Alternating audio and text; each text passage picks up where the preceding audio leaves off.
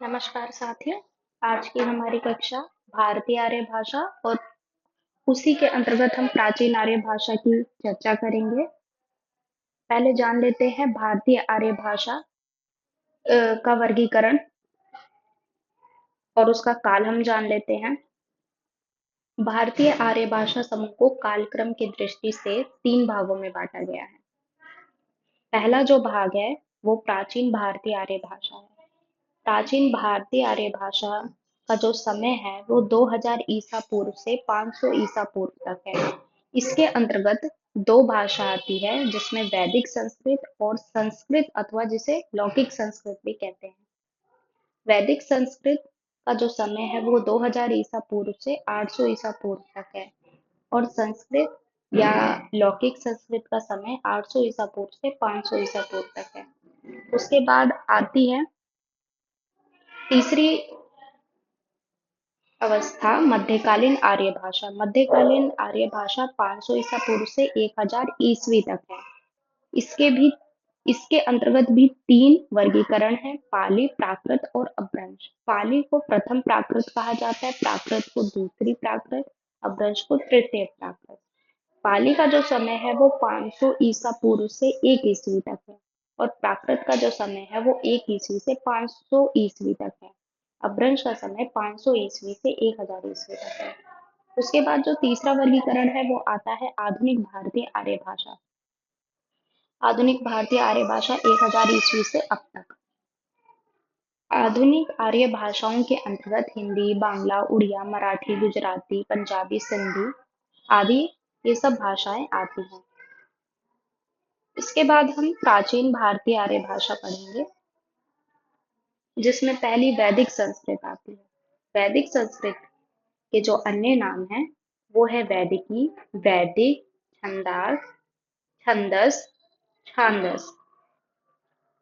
वैदिक साहित्य का वर्गीकरण तीन प्रकार से किया गया है, संहिता, ब्राह्मण और उपनिषद।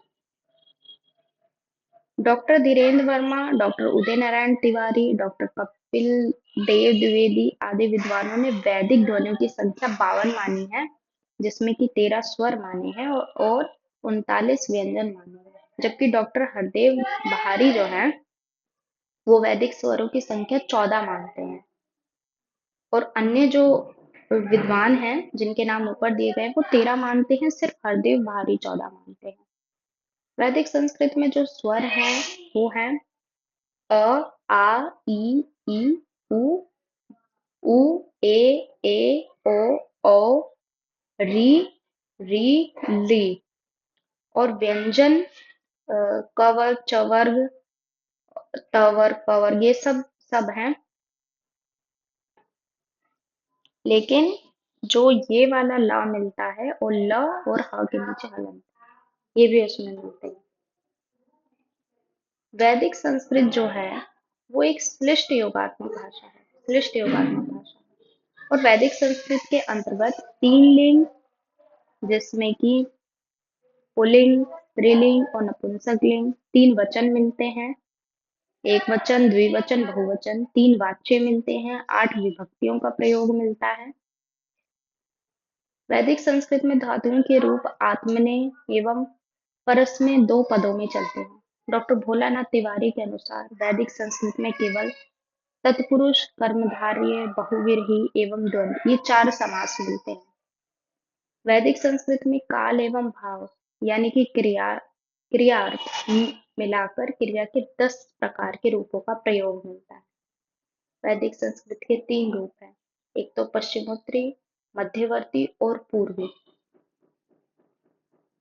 अब हम लौकिक संस्कृत की बात करें तो जो हमने ये वैदिक संस्कृत के 3 रूप पढ़े इसमें से जो पश्चिमोत्तरी रूप है उसके अंतर्गत ये लौकिक संस्कृत आती है। लौकिक संस्कृत पश्चिमोत्तर बोली पर आधारित है। प्राचीन भारतीय आर्य भाषा का वह रूप जिसका जिसका पाणिनि की अष्टाध्यायी में विवेचन किया गया है वो लौकिक संस्कृत कहलाता है। लौकिक संस्कृत का प्राचीनतम काव्य ग्रंथ रामायण माना जाता है। इसके रचयिता महर्षि वाल्मीकि हैं। इस भाषा में अन्य प्रसिद्ध रचनाएं महाभारत, अर्थशास्त्र, नाट्यशास्त्र, अभिज्ञान शाकुंतलम, कादम्बरी आदि हैं। लौकिक संस्कृत में ए, ओ मूल स्वर रह गए, जबकि ए और ओ का उच्चारण ऐ और औ में हो गया। इससे संस्कृत में दो संयुक्त स्वर ए और ओ शेष बचे। संस्कृत माने लौकिक संस्कृत में संयुक्त स्वर ए और ओ शेष बचे। वैदिक संस्कृत में केवल अनुस्वार ही शुद्ध नासिक था। संस्कृत में यानी लौकिक संस्कृत में यह अनुस्वार और अनुनासिक के रूप में विभाजित हो गया।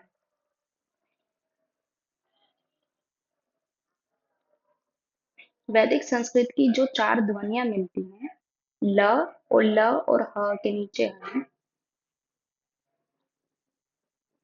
और जीवामूल्य और उपदमान्य के लुप्त होने से लौकिक संस्कृत की 48 ध्वनियां शेष रह गई। जीवामूल्य क्या होता है? जीवामूल्य वे वर्ण होते हैं जिनका उच्चारण जीभ के मूल या बिल्कुल पिछले भाग से होता है। पाणिनीय शिक्षा के अनुसार अगर हम देखें तो जो क वर्ग है यानी कि क, ख, ग, घ, ड़, इनका जो उच्चारण स्थान है वो जीवा मूल है। अगर क या ख से पहले विसर्ग हो तो क और ख का उच्चारण जो है वो जीवा मूल्य हो जाता है। इसका एग्जाम्पल है जैसे कि दुख। दुख जो आता है तो ख से पहले वो विसर्ग लगा हुआ है, तो ये जीवा मूल्य वर्ण हो जाता है। अब हम मान अब हम बात करें उपद मान्य की। उपद मान्य कौन से वर्ण होते हैं? उपद मान्य प वर्ग वाले होते हैं। प, फ, ब, भ, म। इन वर्ण के पहले आने वाला इन इन वर्ण के पहले आने वाला महाप्राण विसर्ग होता है। जैसे कि हम लिखते हैं पुण्य, तो पुण्य, तो उसके बाद विसर्ग आया और जो ये जीवा मूल्य होता है उसमें जो है वो बाद आता है। जैसे ख लिखा, ख के आगे लिख दिया विसर्ग, तो ये इसमें जो है वो लुप्त हो गई थी।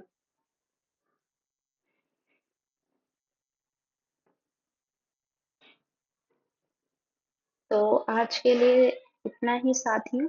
उम्मीद है आपको प्राचीन भारतीय आर्य भाषा समझ में आई होगी। इससे संबंधित आपके कोई प्रश्न है तो आमंत्रित हैं। अगली कक्षा में हम मध्यकालीन भारतीय आर्य भाषा पर चर्चा करेंगे। तब तक के लिए धन्यवाद।